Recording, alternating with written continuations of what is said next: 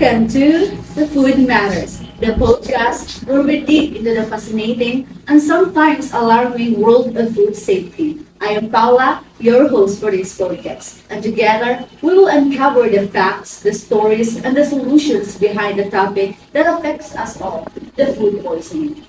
Every million of Filipinos suffer from foodborne illnesses, and it's something that can happen to anyone, anywhere. And in today's episode, we're diving deep into the causes of food poisoning, sharing real life experiences that will make you think twice about what's on your plate, and most importantly, giving you a practical tips to keep your meal safe and healthy. So whether you're tuning from your kitchen, your commute, or your cozy corner at home, stay with us as we explore the hidden side of the food we eat. This is Food Matters because what you eat matters. Now that we have set the stage, I am excited to introduce our guests today, each bringing their unique perspective to the conversation.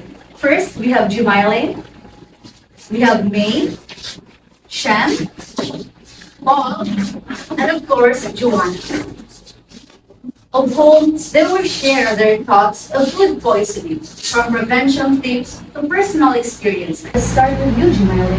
What do you think is the biggest cause of food poisoning? And have you had any personal experiences that regards to this issue? Thanks, Paula. So when we talk about food poisoning, I think the biggest causes are like bacteria, viruses, and improper food handling. A big one is salmonella. It is found in raw meat and eggs, and if you don't cook them right or store them properly, it can make you really sick. I actually had a bad experience once I ate some undercooked chicken at family barbecue. I didn't realize it at the time, but I ended up with a stomach cramps, nausea, and fever. It was really uncomfortable, and it taught me just how careful we need to be when cooking and storing food. Oh, that sounds so awful, Jumailin. It is scary how something like that can happen so easily. And now we, with so much information provided, do you think that the average person knows about enough food safety?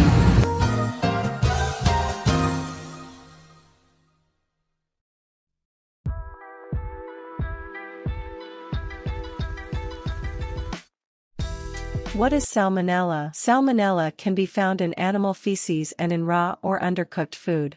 Salmonella can cause foodborne illness known as salmonellosis. Common symptom of salmonellosis includes chills, fever, diarrhea, vomiting, nausea and abdominal pain. You can reduce risk of getting salmonellosis or other foodborne illness by wash your hand often after playing with pets. Do not eat raw or undercooked food. Always keep food separately and hot food should be kept cold.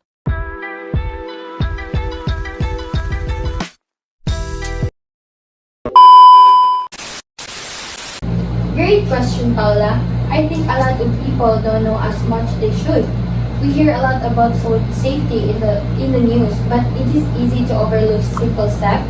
For example, washing hands before and after handling food is something a lot of us forget, or checking food temperatures to make sure it's cooked properly. I think we also forget how much bacteria can spread from one surface to another. That's why it's so important to use different cutting boards for raw meats and veggies.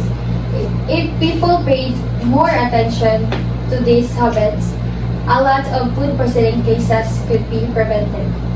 Great point, May. It's the little things that can make a big differences. And now, Paul. When it comes to foodborne illnesses, we often hear about the bacteria like E. coli or the salmonella.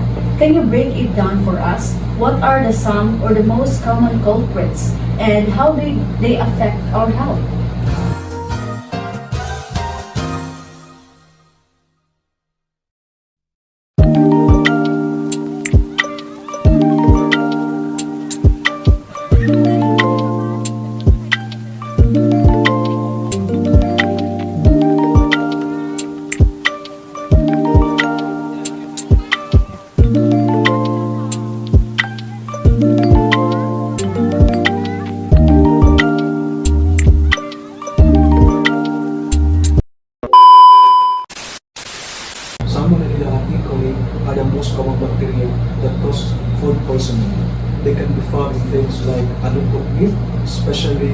and raw vegetables if they're contaminated during handling. This bacteria can lead to stomach cramps and diarrhea and vomiting. Norovirus is another one that is really common, especially in places like cruise ships or restaurants. It spreads quickly because it only takes a small step a month to make you sick. These viruses usually cause stomach upset, nausea, and vomiting. And while they are not usually life-threatening, they are definitely miserable. Those are definitely some serious offenders. And now, Shem, when it comes to prevention, what are some practical tips you would give to avoid food poisoning or any common mistake you have seen people make?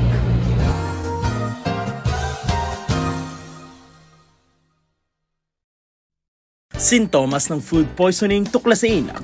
Bago pa maging malaking problema sa iyong kalusugan, alamin ang mga DZRH signs and symptoms.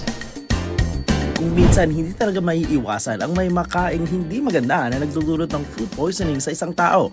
Ang epekto ng food poisoning ay depende sa germs na nakapasok sa katawan ng tao. Ilan sa mga sintomas nito ay ang pagkakaroon ng stomach ache, pagpulikat ng tiyan, pagkahilo, pagsusuka, diarrhea at lagnat. Pero kung minsan ay nagkakaroon ng mas malalang sintomas ito, lalo na kapag lumala na ang iyong kondisyon. Isa dyan ay ang madugong diarrhea, lagnat na mas mataas pa sa 38.8 degrees Celsius. Ang walang tigil na pagsusuka ay isa rin sa mga malalang sintomas. Nandyan rin ang dehydration at diarrhea na tumatagal ng halos 3 araw. Kaya kung nakararanas ka nito ay importanteng magpatingin na sa doktor upang maagapan ang iyong sakit. At yan ang Signs and Symptoms Report mula sa MBC Network News. Si Dergerin nag-uulat para sa DZRH, ang kauna-unahan sa Pilipinas. Bago pa maging malaking problema sa iyong kalusugan, alamin ang mga DZRH signs and symptoms. Definitely, Paula. A big thing is making sure food is cooked the right temperature. For example, ground beef should reach at least 160 Fahrenheit and chicken should be cooked at least 165 Fahrenheit. You can get a thermometer for pretty cheap and it's a game changer.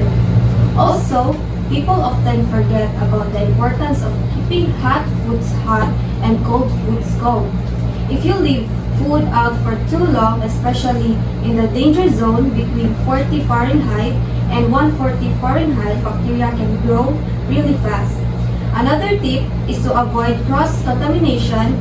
Always use separate utensils and cutting boards for raw meat and vegetables, and wash your hands thoroughly in between. Great tips, Shem. It's amazing how small things can have such a big impact. And finally, Joanna, what's on your take on food safety?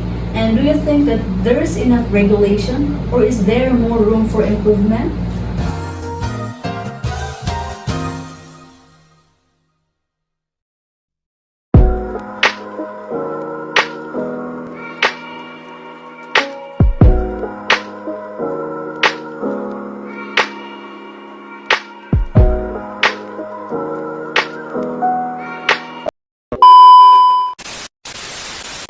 Good question, Paula. I think the food industry has come a long way, but there's always a room for improvement, right? Regulations are in place to help with food safety, but sometimes they're not enforced as strictly as they should be. For example, restaurants and food suppliers need to keep a close eye on food temperature and cleanliness. I also think that there needs to be a more transparency. If a company has a food recall, public know exactly what's affected and how to protect themselves. And this could prevent a very serious unnecessary illness. Those are all excellent points. But before we wrap up, let's do a quick round of final thoughts. That if you could share one message with your listeners about the food safety, what would it be? First, Jimarin. Always check your food, whether it's checking expiration dates or cooking temperatures. It better to be safe than sorry. Next, me. Don't underestimate the basics like washing hands and cleaning surfaces. It makes a huge difference. Of course, Paul. Learn about the bacteria and the viruses that make you sick. Knowledge is power. Amen. Use a food thermometer. It's a small investment for a big peace of mind. And finally, Joanna. Stay informed and don't hesitate to report food safety issues if you notice them.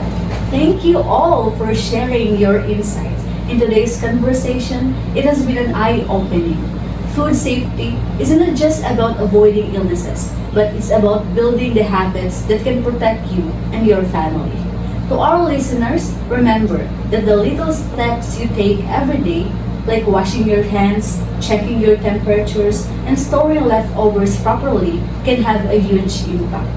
This has been Food Matters, and I would like to say thank you to me, Jamaline, Joanna, Shem, and of course, Paul for being with us. And again, this has been Food Matters. What you eat matters. Until next time, bye-bye.